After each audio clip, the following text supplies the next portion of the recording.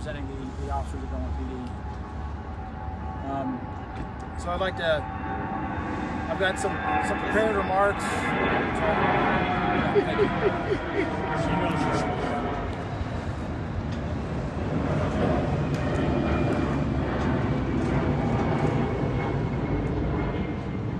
Okay, you're good. There you go. Okay. So I've got some prepared remarks. This whole thing has kind of unraveled or unfolded over the last few days. So I'm kind of throwing this together, but I've got some prepared remarks, and then I'll be available to answer some questions from you guys if you have some questions. I know I've gotten calls from most of your stations. So I want to thank you all for meeting here at our local police memorial.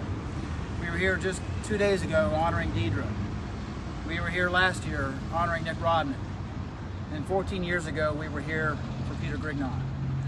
I wanted to have this discussion here because every time that our job becomes politicized, this is where we, as the men and women, the fathers and sons, the mothers and daughters of this department, this is where we go mentally. I cannot over-dramatize the reality of the dynamic dangers of this job, the seriousness of the mission we have of serving and protecting as the officers who police this county and police this city.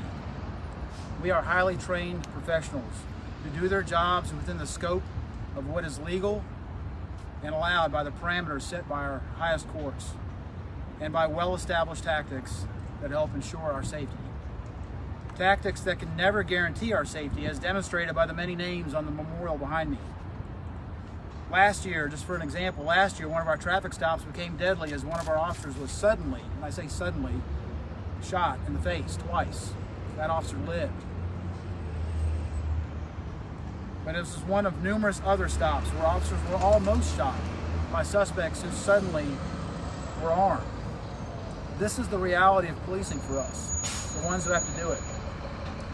And there are two significant tragedies at play here. One, the victims of crime and the good people who live in fear in our crime-ridden areas. But number two, the fact that we have so many amazing people who come to work every day and put themselves in harm's way to selflessly confront this crime, only to be continuously vilified at every turn. The very officers who are vilified as they proactively police are then the same ones who become heroes when they die in the line of duty. Unfortunately, we have a police department that is unable to effectively communicate the realities of this difficult job to the people of Louisville, to the people who live and work in our high crime areas. They instead allow themselves to be politicized and fall victim to the police or villains or inept, uncaring government machines narrative. And they create policy after policy until we get to where we are now. And I brought with me I downloaded last night, the entire 822 pages currently of policy that changes every month and has grown tremendously since I've been here. 822 pages of policy that even our chief in his testimony last year during the Harper trial acknowledged that it is difficult to remember it all. Our officers know and expect to be held to the highest standards, and systems exist to hold us to account. We welcome the scrutiny, so long as the standards that are set are standards that can be met. We will never be able to ensure that no one is offended. We will never be able to ensure that no one is inconvenienced. But what we can ensure is that we will fulfill our oath to enforce the law, and to do so according to the clearly established laws and using the most effective tactics available to us. Now, about the policy, the FOP was not consulted. I had an opportunity earlier in the week to very briefly discuss some of the basics, but the discussion that I had earlier this week left out many of the details. And it is clear to me that the bulk of this policy was written by folks that have either never policed or have forgotten what it takes to operate safely in the dynamic environment that the streets provide. Many of the so-called new standards in this policy are not new at all. It has always been policy that we act without bias, that we act in a courteous manner, and that we act professionally. It is the vague language that seems to put the community's opinions and public concern of eliciting negative attitudes towards law enforcement before officer safety that worries and concerns me. Again, we are trained professionals who develop instincts and experience that are both recognized in courts of law as reasons for actions that we may take.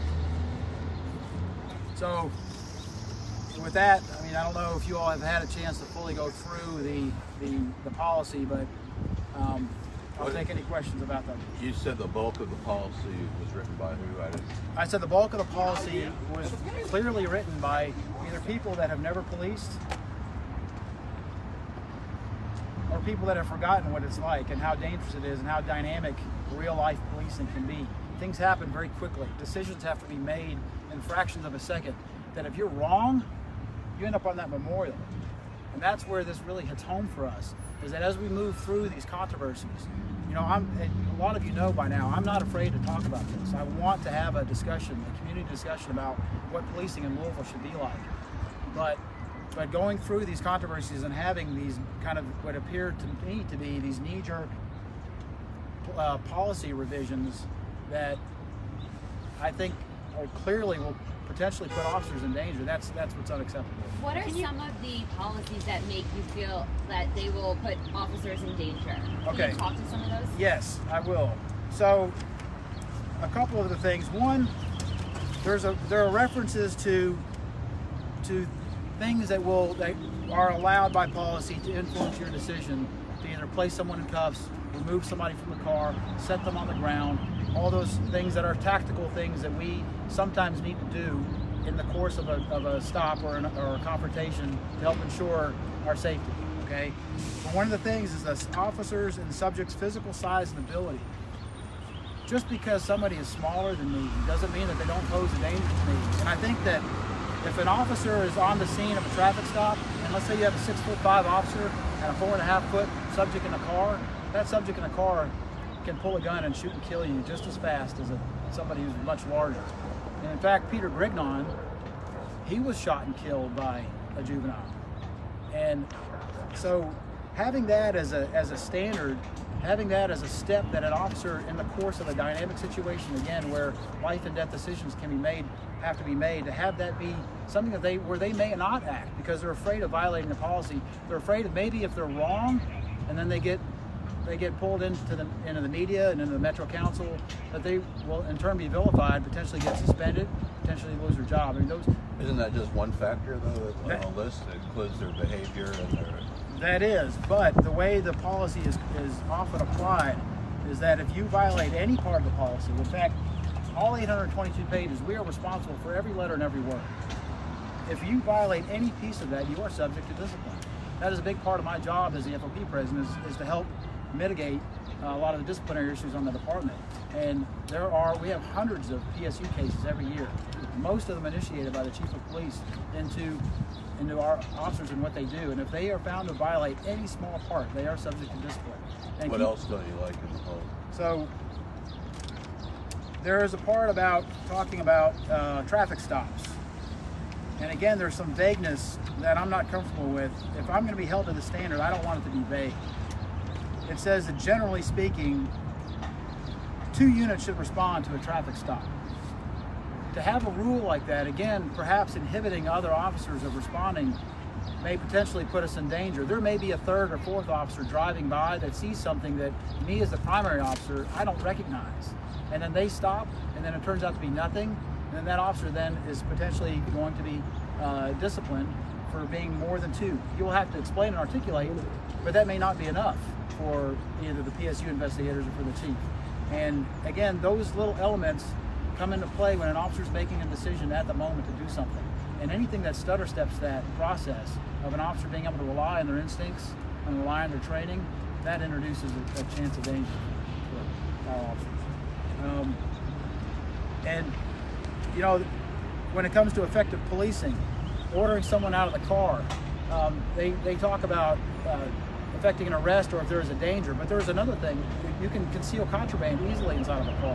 How many times are officers at traffic stop vehicles that are either elevated vehicles on big tires and big wheels, you can't see inside that car. With tinted windows, I could sit in a car and be sitting in the back seat behind my lap, and you could walk up in the car and never know that I'm there. Those are all the realities. Like with the stop last year where the officer was shot, that happened so suddenly. Those guys were lucky that they were able to react the way they did, and that officers weren't killed. Nick, how do you square, I'm sure you've seen the tan video, Yes. and from civilian perspective here, Sure. that kid did everything I would have done. Sure. Kept his hands on the wheel, told officers what he was doing, said, I'm going to get my ID out. Kid did everything right, still ends up pulled out of the car, still ends up handcuffed, sitting. I mean, and people in that community say, this is happening to us all the time and we're not doing anything wrong. So how do you square officer safety and, doing things on the fly with people not feeling like they live in a police state? Sure, I understand that. And I would, first of all, I've said this in prior interviews and discussions with the media. I'm not at all going to try to in any way impede on someone's perception. I don't live in the West End, so that perception of being of that over-policed feeling or feeling hunted, or that these are the words I hear a lot. I can't speak to that because I don't live there, and those are their perceptions. I recognize them; they are significant. But at the end of the day, those areas, the same people that feel like they're over-policed are also the ones that are afraid at night to arrive from home late at night from work, to get out of their car and walk across the street into their home, or to even sleep at night. I do have some friends that live in the West End who have had their children's home have bullets come through the windows and come through the walls in the middle of the night. To live in fear like that, that's not us doing that. And this is what I meant about the tragedy is that, there's so much oxygen and air and so much discussion and time put into talking about police being these villains, the police being these folks that are oppressing folks, where at the end of the day, what's really happening is that there's a lot of crime. There are criminals in the West End that are endangering people's lives, shooting people every day. The recent interview that I did on NPR, I had some stats available at that time. The 28 days prior to that interview, we had 29 shootings. That's an average of more than one a day. That is real life, folks. And the tragedy that the police keep being drawn in as the targets of everyone's ire, to me, just draws away from really what needs to be done, is trying to figure out what is driving the crime. And in the meantime, while we're discussing it, shootings still occur, people still die, people still overdose, and it is our responsibility to deal with that on a minute-to-minute, day-by-day basis. Are there any of these changes that you think are a good idea? Again, I'm not afraid of scrutiny. None of us are afraid of being held to account, being able to, having to articulate the reasons why we do things. That's part of our job. It's unfortunate. I don't know where that line ends. First it was just an officer's word, then body cameras came in, cameras in your vehicle. Now that's not enough. Now we need to have these additional layers of documentation. And soon at some point, I don't know, where does that go? I don't know if you could really build trust by putting policies in place that just seem to point the finger that the police aren't trustworthy. What about getting consent agreements on your body camera? Isn't that a good idea to keep the search from being challenged later? Again, anything that offers further evidence that's helpful for the police, I don't think there's a problem with that. I do think that it is a shame in this country where we are so proud of our rights, our constitutional rights, that that is these basic constitutional rights that we have, that people don't know them.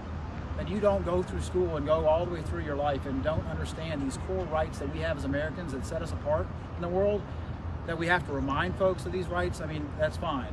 But at the end of the day, I think there's some responsibility that we understand of what our rights are as citizens of this country. But anything that would, to me, that just offers further evidence that can help the police officer on the case.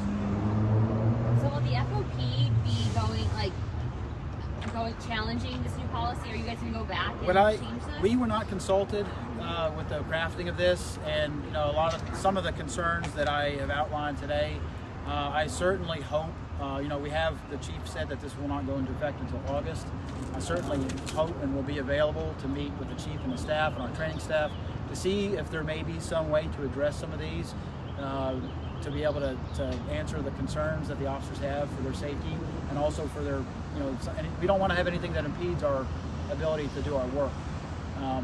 And I hope that we're able to find some middle ground. But at the end of the day, the chief and his staff, they have the authority and the ability to craft whatever policy they see fit. At the end of the day, I just hope that it's not done in such a fashion that ends up actually, in reality, impeding our mission of serving and protecting the wolf. So you said that you weren't consulted at all for this? No, not at all. In fact, I did not know what was going to be in the policy until late yesterday evening. I was so busy yesterday that I finally got a paper copy of it.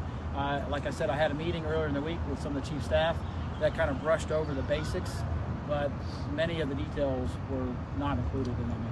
Do you think that since the story in the Courier came out and the attention has been on this stop on the boy, that officers now are being more apprehensive to make just more routine traffic stops? Absolutely. You know, because here's the thing. With you and your job and me and my job and anybody in their jobs, you have certain set expectations and standards.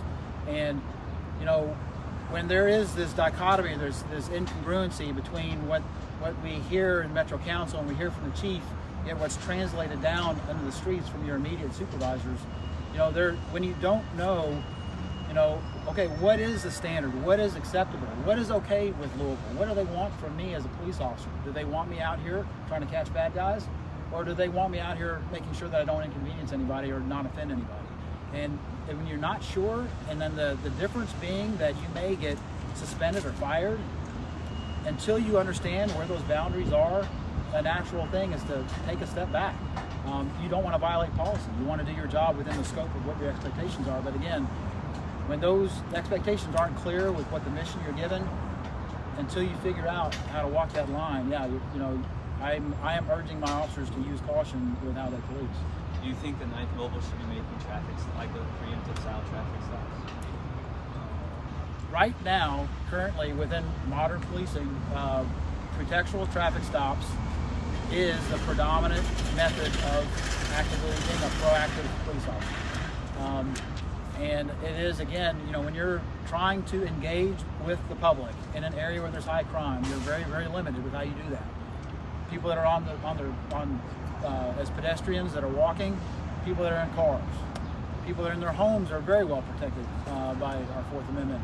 So if you're just dealing with people in cars and walking on the street, how are you going to engage these folks? The only way you're going to be able to engage them is by waiting for them to commit a traffic violation and to enforce the law at that point, which the courts have allowed that as an open door to have you have contact with them.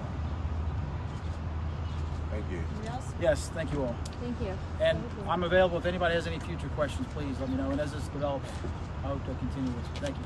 Thank you.